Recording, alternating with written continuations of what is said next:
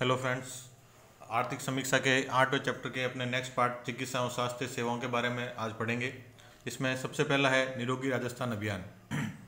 इसकी शुरुआत 18 दिसंबर 2019 को की गई थी। अब इसमें कौन कौन सी गतिविधियां हैं? जनसंख्या नियंत्रण, वृद्धावस्था स्वास्थ्य, महिला स्वास्थ्य, किशोरावस्था स्वास्थ्य, मौसमी संचारी व असंचारी रोग, टीकाकरण, ड्रग्स की लत और बीमारी, खाद्य मिलावट और प्रदूषण। इन सभी गतिविधियों के जो चलाने के लिए, जागरूकता के लिए अपने जो है निरोगी राजस्थान अभियान चलाया गया था। अब बात करते हैं निरोगी राजस्थान योजना। तो इस योजना की शुरुआत 1 मई 2022 को की गई थी। यह योजना मुख्यमंत्री निःशुल्क दवा और निःशुल्क जांच योजना के विस्तार के रूप में लाई गई है। इसमें मेडिकल कॉलेज है, जिला अस्पताल है, कम्युनिटी हेल्थ सेंटर है, आपके पब्लिक हेल्थ सेंटर है, उस सब में जो है निःशुल्क दवा और जांच की सुविधा उपलब्ध करवाई जाती है। अब जो आवश्यक दवा सूची है उसके अंदर वर्तमान में 1594 औषधियाँ वो सम्मिलित की गई हैं। इसमें 928 सर्जिकल आइटम है और 125 जो है वो सूचर्स आइटम इसमें सम्मिलित है। आगे है स्वास्थ्य मित्र। यह अपने प्रत्येक राजस्व गांव और शहरी वार्ड में इनका जो है वो चयन किया जाएगा। यह एक स्वास्थ्य मित्र जो एक महिला या पुरुष कोई भी हो सकता है। इसमें पारिश्रमिक बिना पारिश्रमिक जो है वो उसके कार्य किया जाएगा, वॉलंटियरली कार्य करेंगे। तो ग्रामीण क्षेत्र में वर्तमान में 82,955 स्वास्थ्य मित्र है और शहरों में कुल 14,373 स्वास्थ्य मित्र कार्य कर रहे हैं।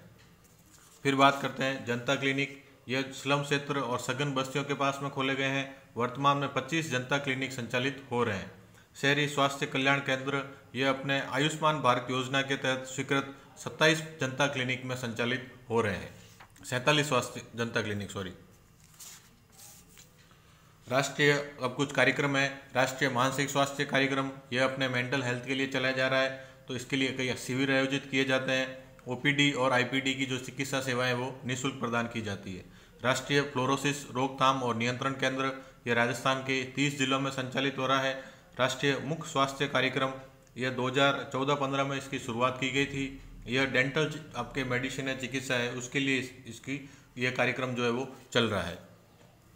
फिर राष्ट्रीय एड्स नियंत्रण कार्यक्रम यह 53 यौन संचारित संक्रमण क्लिनिक इसके तहत चल रहे हैं। 28 एंटी रेट्रोवायरल थेरेपी केंद्र स्थापित किए गए हैं। 7 पीपीपी एंटी रेट्रोवायरल थेरेपी केंद्र हैं और 25 लिंक एआरटी केंद्र भी इस कार्यक्रम के तहत चले हैं। अगर यदि परीक्षा में सवाल आता है कि राष्ट्रीय एड्स नियंत्रण कार्यक्रम के तहत कौन कौन से कदम उठाए गए तो हम इनमें से कुछ का नाम लिख सकते हैं। फिर आता है आदर्श पीएचसी और मॉडल सीएचसी। तो ग्रामीण क्षेत्रों में गुणवत्तापूर्ण स्वास्थ्य सेवाएं उपलब्ध कराने हेतु 750 आदर्श प्राथमिक स्वास्थ्य केंद्र और 180 आदर्श सामुदायिक स्वास्थ्य केंद्र के रूप में चयनित हुए हैं। फिर शुद्ध के लिए युद्ध अभियान, इसकी शुरुआत 26 अक्टूबर 2020 को की गई थी। इसमें जो उपभोक्ता है राजस्थान के, उनको शुद्ध जो वस्तु हैं उनको उपलब्ध कराने के लिए ये अभियान चलाया जा रहा है। अब राजस्थान सरकार की बहुत बड़ी योजना है मुख्यमंत्री चिरंजीवी स्वास्थ्य बीमा योजना। इसकी शुरुआत 1 मई 2021 को की गई थी। अपने स्वास्थ्य क्षेत्र की अधिकतर योजनाएं की शुरुआत 1 मई को की गई है। ठीक है, इसके लाभार्थी कौन कौन से होंगे? एक तो राष्ट्रीय खाद्य सुरक्षा और एससीसीसी में चिन्हित व्यक्ति, छोटे और सीमांत किसान, संविदा कर्मी और कोविड-19 अनुग्रह योजना के लाभार्थी। इन सभी लाभार्थियों को निःशुल्क स्वास्थ्य बीमा जो है वो राजस्थान सरकार द्वारा किया जाएगा। जो शेष आबादी है जो इनके अलावा है उनके लिए 850 रुपये प्रति वर्ष प्रति परिवार के रूप में प्रीमियम उन्हें देना होगा और इतनी राशि राजस्थान सरकार द्वारा वहन की जाएगी। इसका मतलब प्रीमियम की कुल राशि तो 1700 रुपये प्रति वर्ष प्रति परिवार रहेगी, लेकिन परिवार को 850 रुपये का ही भुगतान करना पड़ेगा। अब चिरंजीवी योजना की कुछ प्रमुख विशेषताएं हैं, उनकी बात करते हैं। तो नवंबर 2022 तक कुल पंजीकृत परिवार है वो 1.37 करोड़ है। बीमा कवरेज 1 अप्रैल 2022 को 5 लाख से बढ़ाकर 10 लाख कर दिया गया है और 5 लाख की जो अतिरिक्त राशि बढ़ी है उसका जो पूरा भार है वो राजस्थान सरकार द्वारा वहन किया जाएगा। पैकेज शुरुआत में 1572 हैं थे, वर्तमान में 1633 पैकेज हैं और सरकारी हॉस्पिटल हेतु आरक्षित पैकेज है वो 56 है।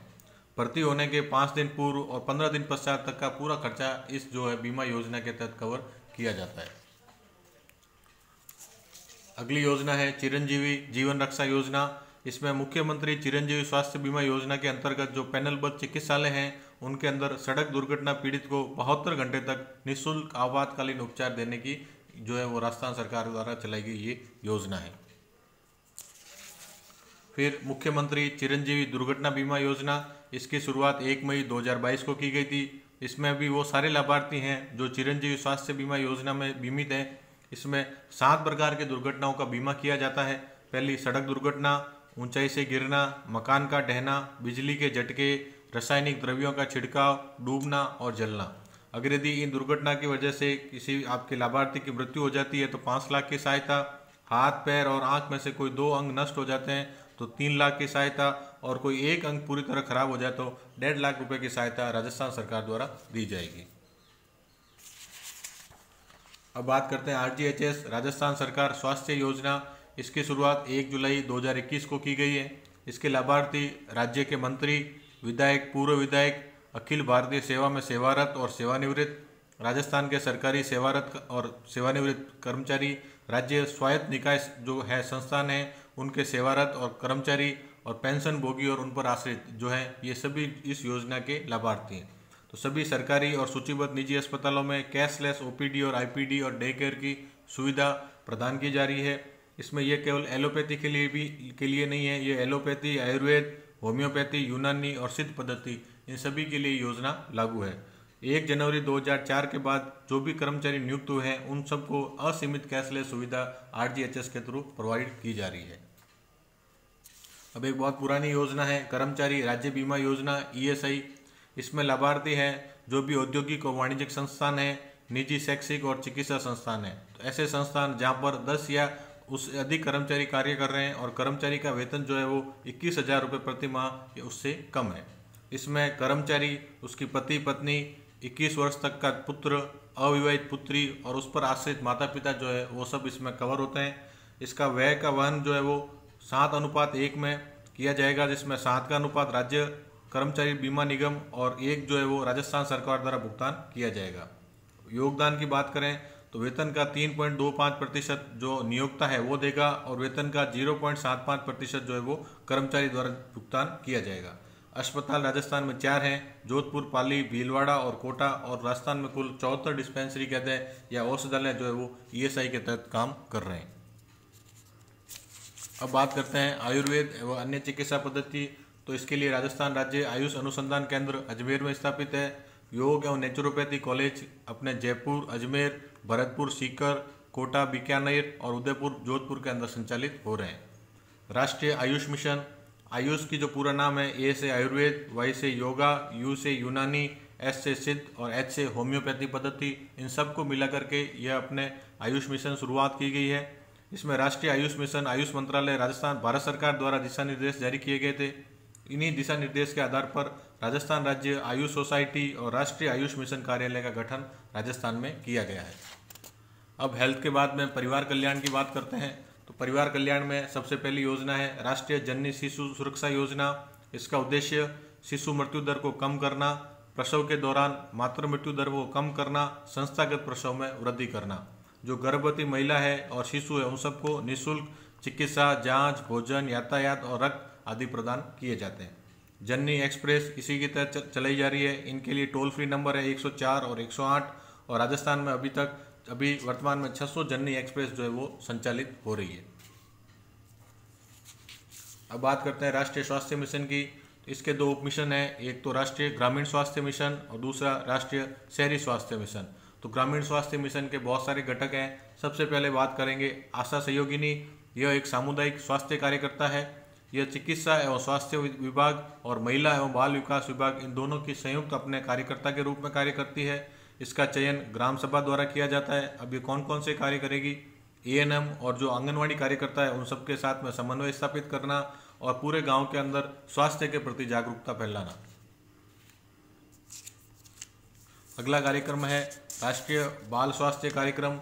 इसमें जो बच्चे आंगनवाड़ी केंद्रों में जन्मे हैं, जो सरकारी विद्यालय में पढ़ रहे हैं और जो सरकारी मदरसों में पढ़ रहे हैं, 18 साल से कम उम्र के सारे बच्चे वो इस कार्यक्रम में जो चयनित हैं। इसके लिए इन बच्चों की 4D बीमारियों के लिए परीक्षण कहते हैं या टेस्टिंग की जाएगी। 4D कौन सी है? Defect at birth, disease, deficiency और डेवलपमेंट डिले। इन सभी के कारण विभिन्न 40 बीमारियां जो चिन्हित की गई है। अगर यदि कोई ग्रसित इन बीमारियों से कोई बच्चा ग्रसित रहेगा तो उसे निःशुल्क रेफरल, फॉलोअप और उपचार की सुविधा इस कार्यक्रम के तहत प्रदान की जाती है। आगे है राष्ट्रीय किशोर स्वास्थ्य कार्यक्रम। इसकी शुरुआत 7 जनवरी 2014 को की गई है। यह राजस्थान के 12 जिलों में संचालित हो रहा है। तो पश्चिमी राजस्थान में बात करें, बाड़मेर, जैसलमेर, जालोर, सिरोही। उदयपुर संभाग में उदयपुर, राजसमंद, बांसवाड़ा, डूंगरपुर, और फिर कोटा की तरफ कोटा, बारां और धौलपुर और करौली संभाग में जिलों में ये संचालित हो रही है। इन सभी 12 जिलों में किशोर मित्र स्वास्थ्य क्लिनिक या फिर उजाला क्लिनिक स्थापित किए गए हैं। यहाँ पर 6 विषयों पर परामर्श और निदान की सुविधा प्रदान की जाती है। अब 6 विषय हैं ये: यौन प्रजनन स्वास्थ्य, मानसिक स्वास्थ्य, एनसीडी की परिस्थितियाँ, मादक पदार्थों का सेवन, चोट और हिंसा, और लास्ट में पोषण। राष्ट्रीय स्वास्थ्य मिशन के तहत राजस्थान में 108 टोल फ्री एम्बुलेंस वर्तमान में 902 है और मोबाइल मेडिकल यूनिट जो है वो 295 है। फिर अगला अपने है ग्राम स्वास्थ्य और स्वच्छता पोषण समिति। यह सभी गांवों में स्थापित की गई है। यह एक स्वास्थ्य को जन आंदोलन बनाने हेतु स्थापित की गई है। इस समिति का अध्यक्ष वार्ड पंच रहेगा। सदस्य आशा सहयोगिनी, आंगनवाड़ी कार्यकर्ता, उस गांव की एएनएम, उस गांव के एनजीओ और सेल्फ हेल्प ग्रुप के प्रतिनिधि मिलकर के जो है वो सभी इस समिति के सदस्य रहेंगे। आशा सहयोगिनी इस समिति के संयोजक का कार्य करेगी और इस समिति की जो बैठक है वो मातृ एवं शिशु स्वास्थ्य एवं पोषाहार दिवस के दिन आयोजित की जाएगी। Mother and child health and nutrition day.